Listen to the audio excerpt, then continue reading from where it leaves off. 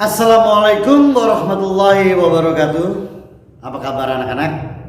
Tentunya kalian sampai detik ini selalu dalam keadaan sehat walafiat jasmani dan rohani.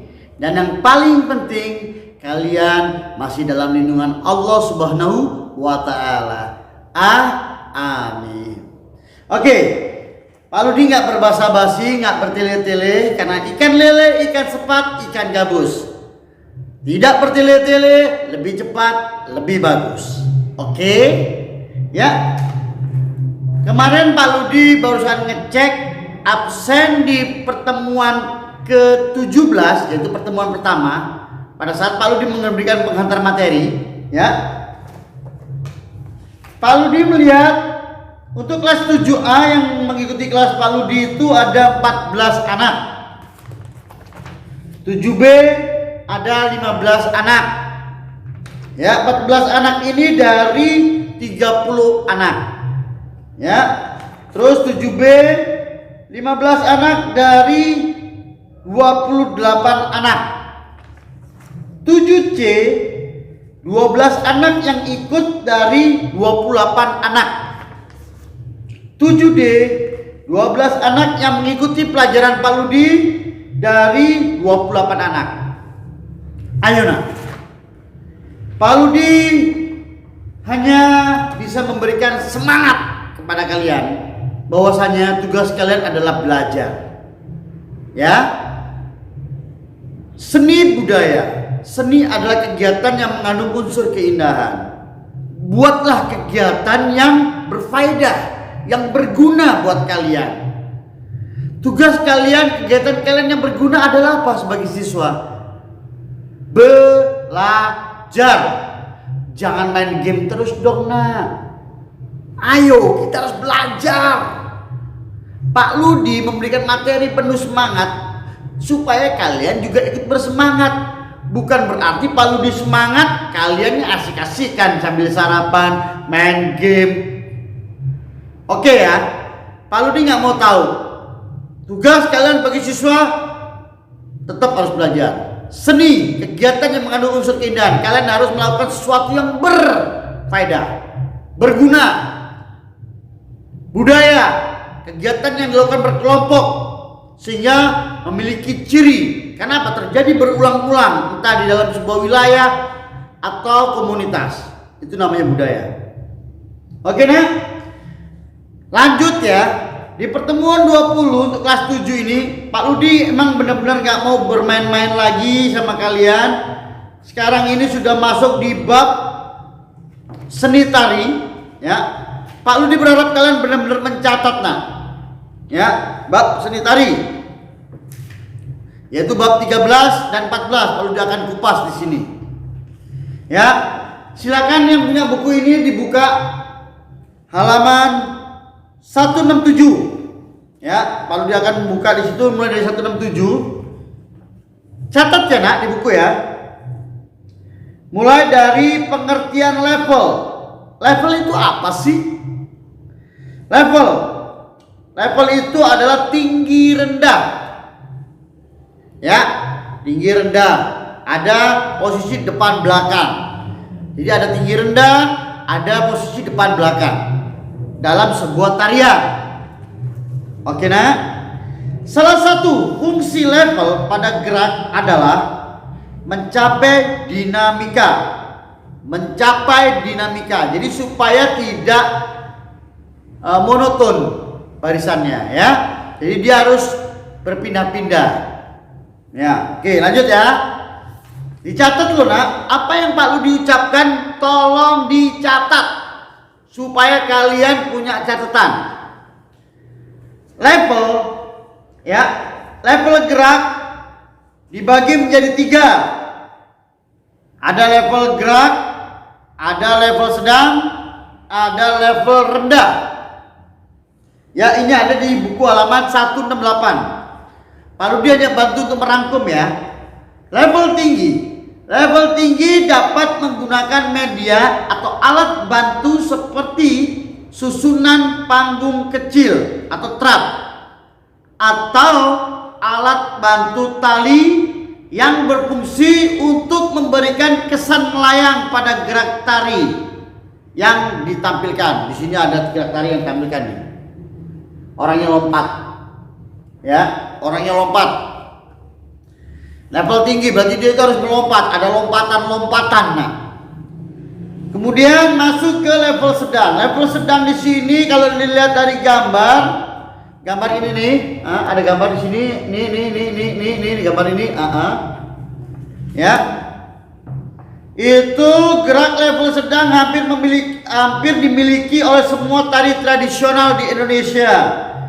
Gerak yang dilakukan memiliki kesan maskulin karena gerak seperti ini sering dilakukan oleh para penari pria. Maskulin berarti laki-laki. Kalau feminim berarti perempuan. Oke, lanjut. Level rendah. Level rendah itu berarti dia bermainnya di lantai, nah. Di lantai, ya.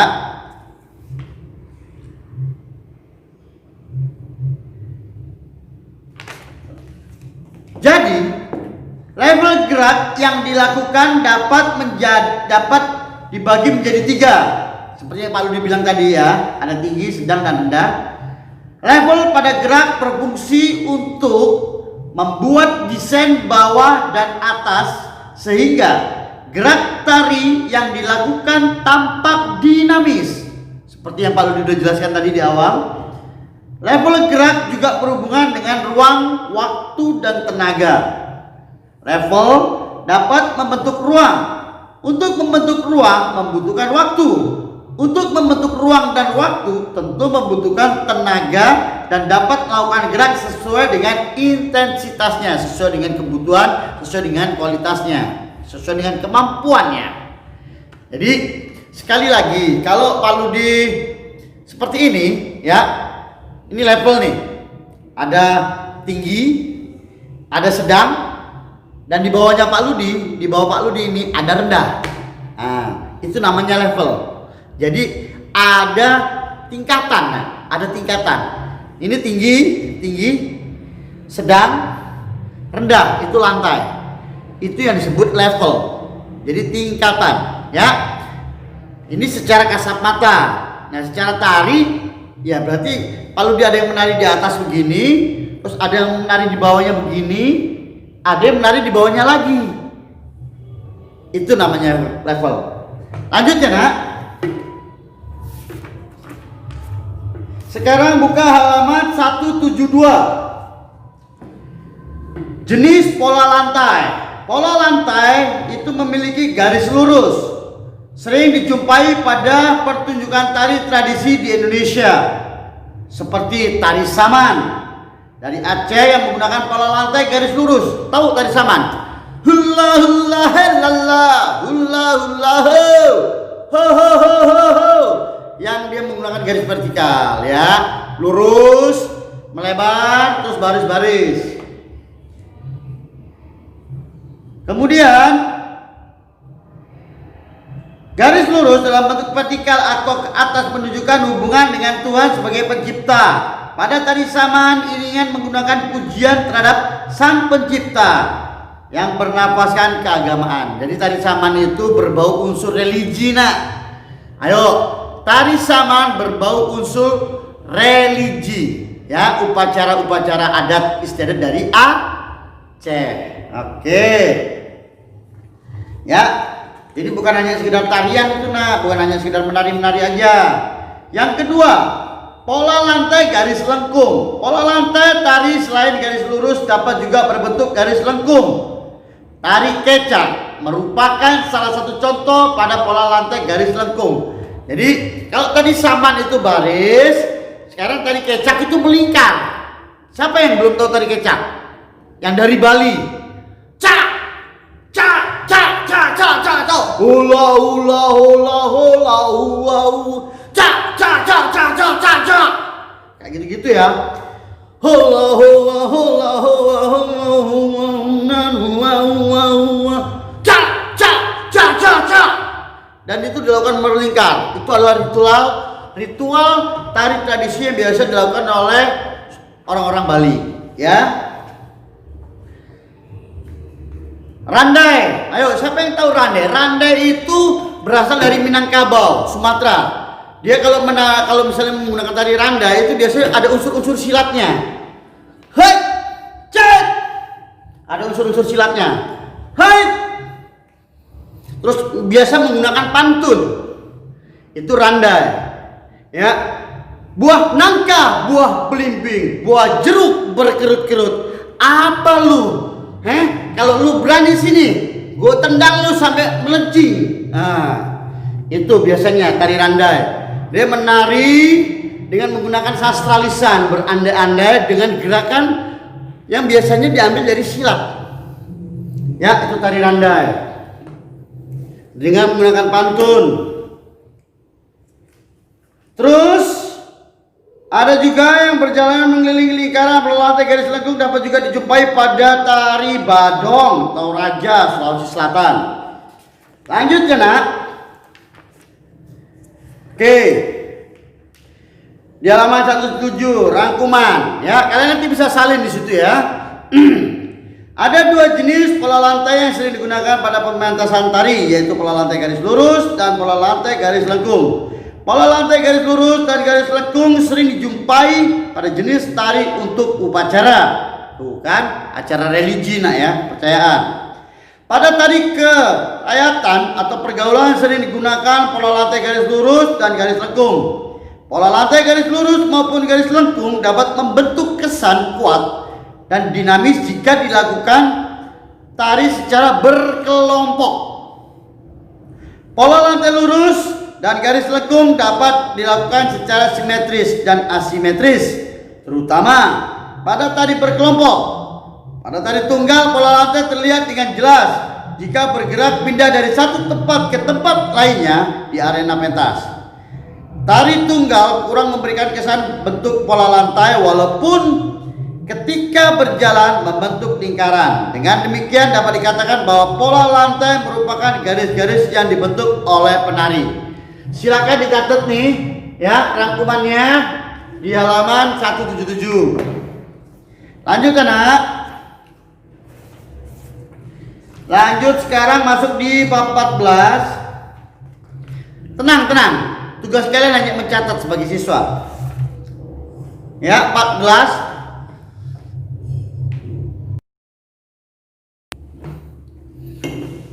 Lanjut ya nak. Bab 14. Di bab 14 ini buka halaman 183. Oke. Masih membahas tentang level. A. Meragakan gerak tari berdasarkan level dan pola lantai dengan hitungan. Level pada gerak. Salah satu fungsinya adalah menjadikan tari tampil tampak lebih dinamis. Ya, seperti di bab 13 sudah dijelaskan ya. Level itu supaya bentuk tariannya lebih dinamis. Dinamis itu pergerakan pindah-pindahnya itu lebih enak, ya, lebih enak dilihat dengan mata. Lanjut. Pada peragaan tari tunggal, kombinasi antara level tinggi, sedang, dan rendah tidak dapat dilakukan pada satuan waktu yang sama. Pada tari berkelompok, setiap penari dapat melakukan level berbeda dengan penari lainnya. Jadi kalau tunggal nggak kelihatan tuh levelnya karena dia melakukan sendiri.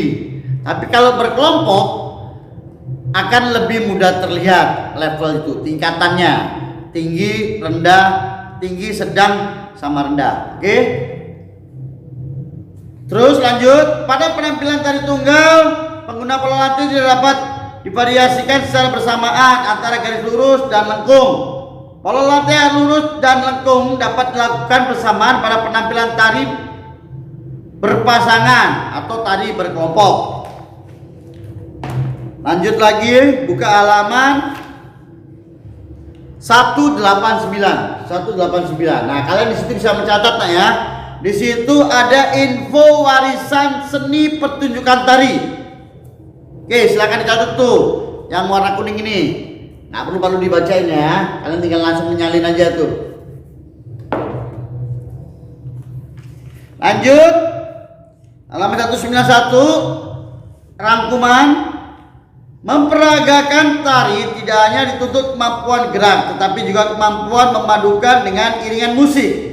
Seseorang yang mampu menguasai gerak tari dengan baik sesuai dengan iringan musik berarti memiliki kecerdasan kinestetik dan kecerdasan musikal.